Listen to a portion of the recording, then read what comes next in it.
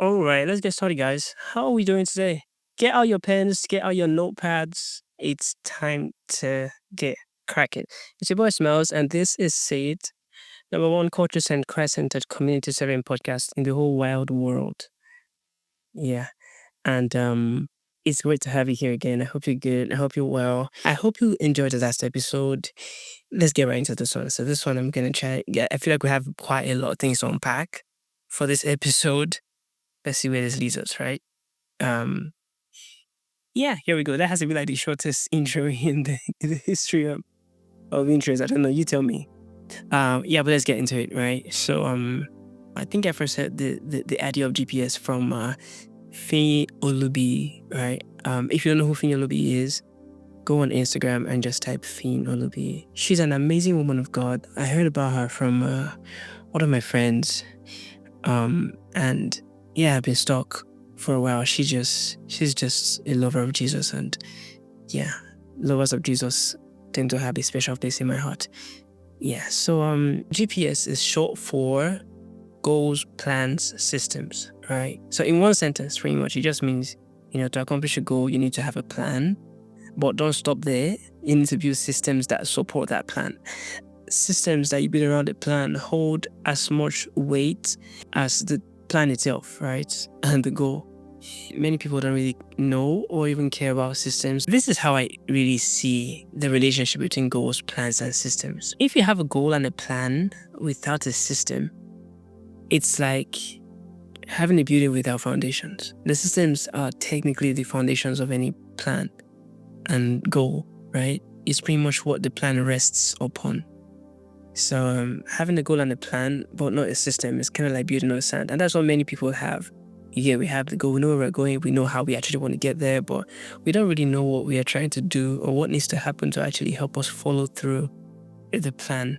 A goal and a system without a plan, it's like having everything you need to actually build a house, but never building one. You get? And I like to think of having a plan and a system without a goal as more like spending your entire life just digging foundations. You get? So we've said that they all hold the same weight. So to actually have a house, right, to have everything you need to build a house and to build it on the right foundations, you really need to have like the goal and have a plan to meet that goal, and then have systems that support the plan. Now, if you listen to New Year Prep, which is like one of the former episodes, there is no way you don't know how to plan. I'm telling you, if you listened, even if you think you don't know, it's inside you somehow. You already know how to plan, right? And if you're ever skeptical, just go back and listen to New Year Prep. This conversation is really going to be about learning to build systems, right? And there are a couple of resource materials you can find online to learn about building systems. This is pretty much my own shortcut. So these are just pretty much like leading statements for setting up your systems, right? So the first statement is, let's be honest. All right. And I think it's something that we say a lot, but if you have to build a system, you first have to be honest. Now, this addresses what I like to call like internal determinants. For things to work, there are pretty much two determining factors. There are the internal ones, which is the ones that have to do with you, and then there are the external ones, which are the ones that are obviously not in your control, right? So the internal determiners are handled very differently from externals. And I think this conversation about honesty is a conversation with yourself. You have to be honest with yourself. Like, why are you even trying to meet this goal? Be honest. Why are you trying to do this? Like, what are you really trying to achieve in the end? Now, it's important that you're honest, because sometimes, right, we tend to want to deceive everybody around us, right? So when somebody asks you, what's your 5-year plan? You have this whole grand thing, what do you want to do, between us? So like we have everything on paper. We have like amazing speeches pre-prepared, premeditated, that you can just whip up at any time, and you have an answer for people when they ask. But to be honest, sometimes you need to know exactly why you want to do the thing. And I feel like you understand what I'm trying to say. I'm very sure you get it. Most times, right, our worry is that our reasons are not grand enough And if you get what I mean, they're not very, you know, deep. You get, sometimes you feel like we have very shallow reasons for doing things. And that hinders us sometimes from reaching true honesty with ourselves. But let me be the first to let you know that all your reasons don't have to be profound, right?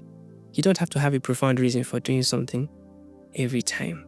It doesn't have to be profound. Like, yeah, so being profound is okay, but like, you don't really have to be, right? Let me tell you a short story, right? I'm sure you've heard me say before that there was a time I used to work out, right? When I used to work out, when people used to ask me, why are you trying to work out? Like, what's the idea? Do you know what I used to tell them, right? It wasn't necessarily also have a healthier future.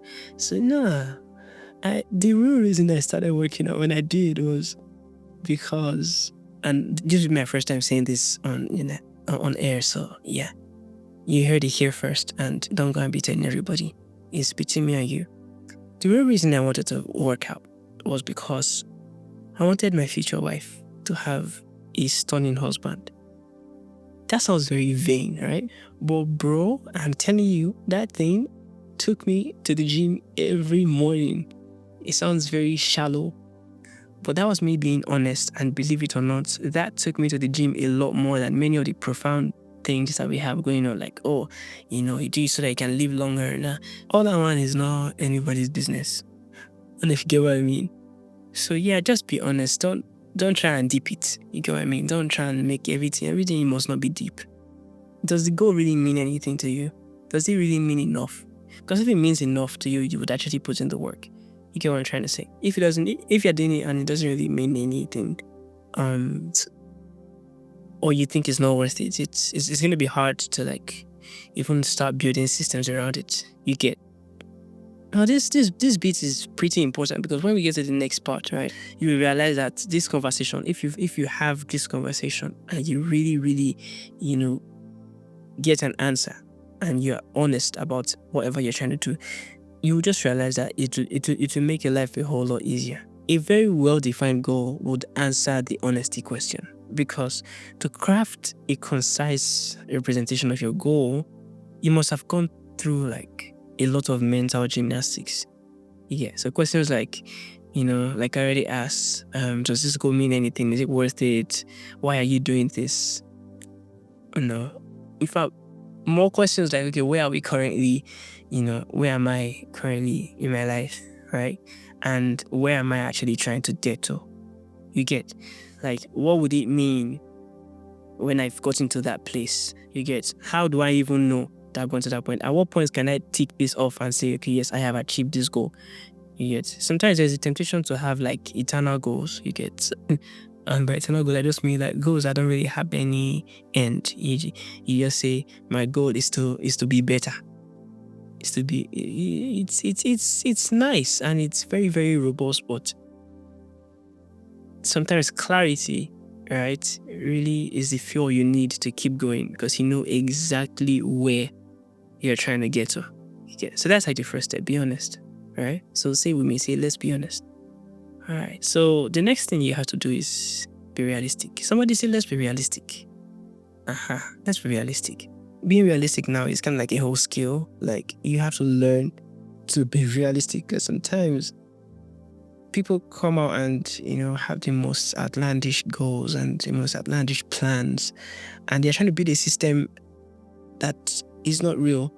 I don't forget what I'm trying to say. Now, you have a 9 to 5. You have a job, right? It pretty much takes like 8 hours of your time. And anybody who has a 9 to 5 knows that it's not a 9 to 5. It's like an 8 o'clock to 9 o'clock, and then 9 o'clock to 5, and then 5 o'clock to like 7:30. Like, it's not, you're actually giving a lot of time to that, right? And why am I spending time talking about 9 to 5s up and down? It's because you have only 24 hours in a day. You have a job. That job takes 8 hours of your time. You have to sleep. If you want to sleep very well, at least you should do 6 to 8 hours as well, right? If a goal doesn't fit in your current calendar, you either have to drop it or make a trade. Like, you either have to actually just drop the goal and say, okay, maybe later, next time when I have the time for this, I'll pursue this, right? Or just make a trade. Treat your goals like time capsules. Treat them like time capsules. Like I feel like it would make more sense if you did that. Think about this. Imagine you could only carry 24 time capsules a day. That's like 24 hours. You can only carry 24 a day. You sleep for 8 hours. You work for 8 hours. To take care of yourself would take about like 4 hours. And that would include, waking up, praying, meditating, taking a shower, brushing, eating, moving around, transportation. That would typically take about like 4 hours, or sometimes it even takes more. Right? All you are left with in a day is 4 hours. 4 hours to be on social media, 4 hours to do the negotiables. There are some things that are non-negotiable, you get. At least if you want to still remain a normal human being. You know what I mean? Because some people can be very extreme. And I know there are a lot of people that talk about like, oh, yeah, you have to have this hustle mindset and you have to sleep 2 hours, split your day into. I once heard the guy say that he has been able to maximize his day in such a way that when everybody has a 24-hour day, he has a 12-hour day. So he sleeps for 4 hours and then he wakes up and then he works for 8. Yeah, and if you get what I'm trying to say, like, hustle mindset, sometimes you should calm down. Now, let me tell you why hustle mindset is not good. It's the strain. It's just the strain. It's just the strain that it puts on you. All right? And especially for young people who are listening, right? And by young people, I mean everybody from like 40 and downwards. Because, bro, like, you still have a full life ahead of you. It's like, slow down. There's the pressure of like trying to have done a lot of things. But from experience, even from your own life, you would know that the quickest way to get somewhere is slowly. The quickest way, the fastest way is most times the slowest and steadiest way. You get? Yeah, so the wisdom of the old people, the wisdom of the ages would let you know that sometimes you actually need to calm down. So like I was saying, right, if you treat your goals as time capsules, you would know exactly how much time you have to dedicate. And it really helps you bring things down or bring things back to realism, right, to reality. For instance, you have like a 9 to 5, right? And then besides your 9 to 5, you want to start a business, for instance, right? Now, it would be reasonable to sit down and say, okay, obviously my 9 to 5 shouldn't suffer because of my business, right? Maybe eventually my business gets to the point where I can now begin to, make the trade like I already talked about. But until then, I have to like have this. You get what I mean? You will sit down with yourself and say, okay, I have 8 hours to dedicate to my job. I have 4 hours to dedicate to myself. I have 4 hours left to dedicate to this idea, right? How do I go about it? What do I need to put in place that helps me maximize this time and doesn't lead to burnout, right? There are a couple of things you can now begin to start thinking about. Say, okay, fine. Maybe I would do 30 minutes every day so I'm not overworked, or an hour a day so I don't feel like, so I can do other things, so I can still study and read a book. Maybe you say, okay, weekends, because I have more time in the weekends, I would dedicate maybe 4 or 5 hours. Stay within the realm of reason, because the minute you didn't sit down and say, okay, I will give that 4 hours now that I just discovered is for my free time, I'm going to give that 4 hours. What if you get stuck in traffic? What if you get what I'm trying to say, right? What if you get stuck in traffic on your way back from work one day and the time slots that you already set 4 hours for traffic, and think of yourself, you already start exceeding it just because traffic just becomes bad, or you then maybe get on a project at work that just begins to take a lot more of your time. We just realize that sometimes the stress of having to then come back to readjust would make you give up quicker, right? So to avoid giving up, set a goal that is realistic. So realistic that it will take an act of God to make you not do that. Be realistic, right?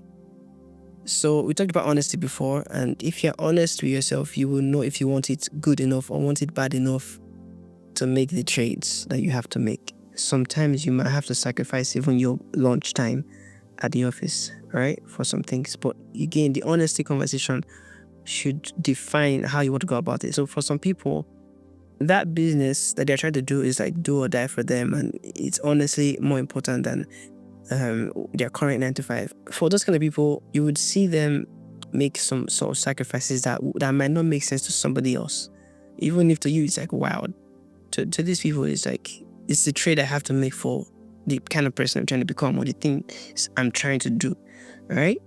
One of the weirdest trades I made in my life was to take one entire year of my life to just study songwriting. Like, I came back into society and I was so far behind because there were a lot of trends that I didn't know about. Yeah, it sounds weird. And should I have gone that far? Maybe, maybe not. But it was a real thing and a real trade that I had to make. And I'm sure you have as well. You get, like, I don't think we get this far in life without having to sacrifice a couple of things. Build those sacrifices into the systems, right? So let's say one last time, let's be realistic. There you go. Now the last thing is, let's be sure. Let's be certain. Let's be sure. Right?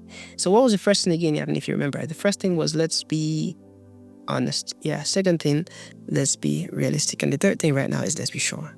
Yeah. I'm sure you can tell that I have these things written down somewhere. So yeah. Well, let's talk about it. Right? Why do you actually have to be sure? Right? You have to be sure because understanding what is possible, what is realistic, doesn't necessarily determine what happens at the end of the day. Remembering to do something is totally different from actually doing it. In fact, to be honest, I feel like we as human beings, we've gotten the reminder thing on lockdown. You get, like, it's easy. If you want to remember something, you will remember that thing. You can set timers now.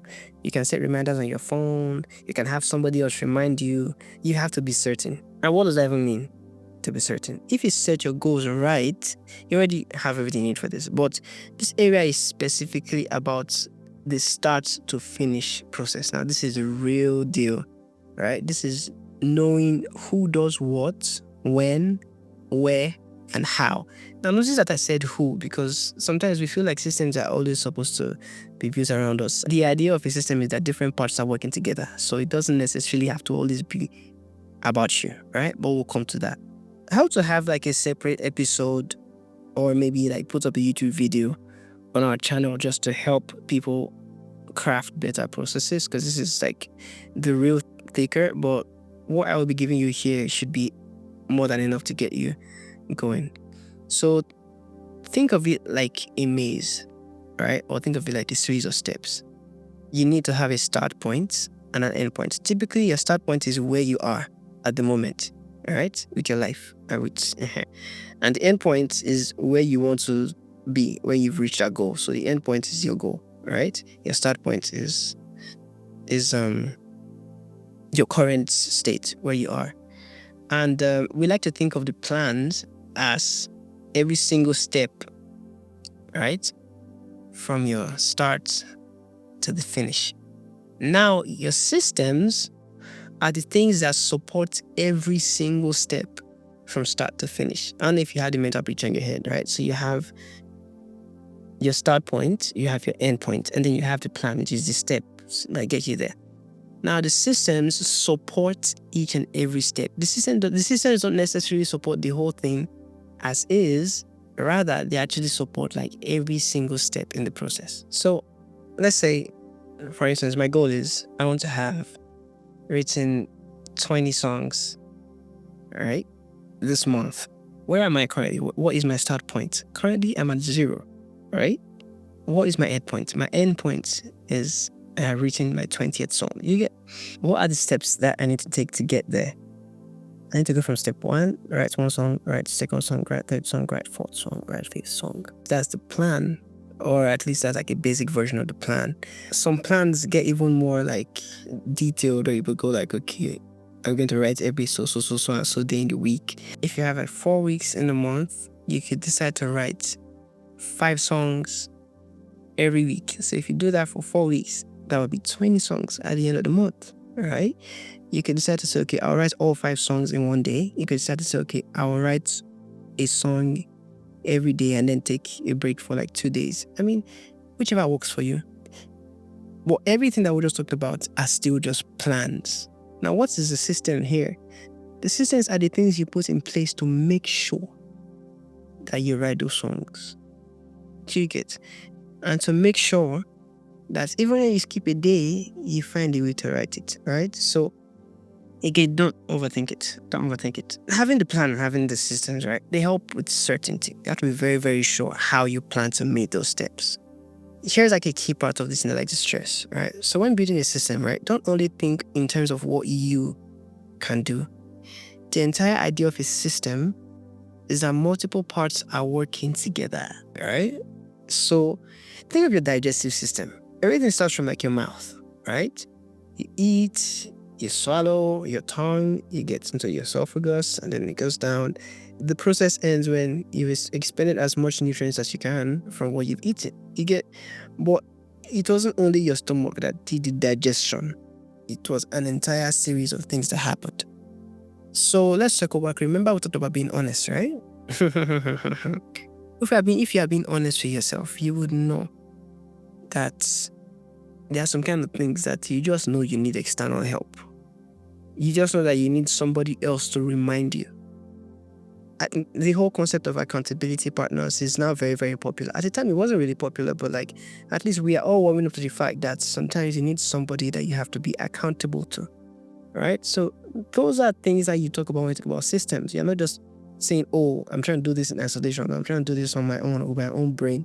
Your brain is powerful, but two brains are more powerful than one. You get what I'm trying to say?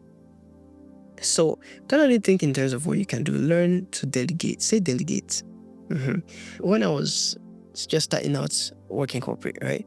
Every time I heard the word delegate, I would think that it's somewhere in my head. I just felt like delegate made the person you were delegating to seem smaller in terms of like the quote unquote hierarchy of importance. But to be honest, you have to start seeing delegation as literally giving it to the person that you know can do it. That's what delegation is. Delegation is not necessarily, I can't do it because I have too many things on my hands, so I'm looking for somebody else that can like just take this off my hands. Yeah, that's the wrong way to think about delegation. Think about it like this. There are some things that you just can't do as well as some other people. All right? So think of delegation in terms of like, what? This thing is going to be a lot easier for me. And for this goal, it's going to be a lot more realistic and reasonable if I got this other person to help me do it. Sometimes you get them to do for you for free. Sometimes you might have to pay, but remember, the goal is priority. You get what I'm trying to say? So doing everything on your own, sometimes you think is a virtue. It's not. It's not a virtue. To be very honest, right? Sometimes learning to do everything so you can do everything, it's not just pride, because it's pride, right? But it's not just pride. It's also like the most ineffective way. It's the most inefficient way to live your life. Like if there was literally like a pyramid of like ways, that is the lowest part of the pyramid. Like trying to learn to do everything so you can do everything. Even our ancestors weren't even like, yeah, they didn't even live like that. Imagine you had to farm, you had to fish, you had to build your house, you had to paint, you had to do the plumbing, you had to homeschool your children. There were no markets, there was no internet, you didn't have to like, it sounds like living off the grid, right? It sounds like self-sufficiency. Self-sufficiency, my dear, is the line from the pit of hell, being whispered in the ears of the proud. And it's just the quickest way. I'm joking, but I'm serious. It's the quickest way to burn out, right? In fact, here's a tip. The next time you feel like you're actually burning out, just pause and ask yourself, what is that thing I'm doing right now? What is that thing I'm doing right now that I can easily ask somebody else to do? Right? But just remember, right? We were built for community. We were not built to do life on our own. Do you understand? Community is inside our design. But yeah, that's how you build a system around this. Make sure that you are using every resource within your disposal. Let's go back to my songwriting brouhaha. Let's say I have to write so amount of songs. Now, remember we already talked about being honest. Obviously, number one, do I really need to? You understand? Like, what's the goal? Why am I even trying to do this? Is it just so that I would feel better with myself? Is it so that I can learn the craft a lot better?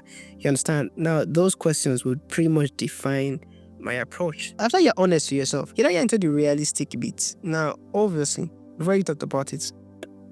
There's not really a lot of time on our hands as human beings. That's 24 hours is not enough, again, as we already know, right? So the question is, how long does it typically take you to like write one song? So you write a song and it's okay. Writing a song takes me about like 4 hours. That means I need to dedicate 4 hours for every song. 20 times 4 hours, you have 120 hours that you have to spend. Now, what is the most efficient way to spread this 120 hours? This is you being realistic. It sounds like plenty maths, right? But this is you being realistic. But after you do all of that, you then get into like properly building systems. So do you want to have a reminder set to remind you? What app do you want to use to do your writing? Do you want to write with pen and paper? What happens if you want to write and then the place is noisy? I know it sounds very wild, but this is how you build systems. You need to have caveats. You need to have alternatives. You need to have option 2 and option 3 and option 4. Right? You have one plan, but you have different options. Most times people talk about like, oh, so do I have to have like an entirely other different plan? No, the plan stays the same. You just have options. You get what I'm trying to say, right? We've talked about being honest. We've talked about being realistic. We've talked about being very, very clear, right? Number 4, we then start. Now, if you've built your system properly, you have reminders. Like I said, you have alternatives. You would have tools that help you keep track, of everything you're doing. And all you just have to do now is just follow through. When we started this season, I motivated you enough on how to like just get yourself started. So like, I don't think getting started is like a big deal for anybody who's listening or who has listened, for a while. Like, in fact, I have an entire episode that's titled Just Get Started. So, motivation I finish. Go and watch the episode. But yeah, just get started. Just get started. All right.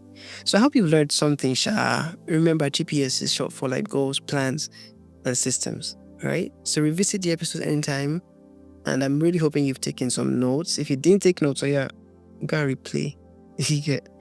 But yeah, let's pray. Thank you, Lord, for leading us to talk about this. No pun intended. Just help us to build proper systems around all our plans. Help us to understand that it's not enough to just have the plan. We should actually ensure that the plan follows through. And help us to learn to ask for help and delegate to other people around us. Even the things we can do by ourselves, right? Because we don't really have a lot of time. This 24 hours is more than enough, but it's not enough. So help us, Lord. In Jesus' name. Amen. All right, guys. Have a lovely day. Thank you so much for tuning in today. Share it to your friends and families. Don't forget to tune in, next time you get a notification. If you haven't subscribed yet, please subscribe like right now so you get notified when I drop the next episode, all right? So, see you on the next one.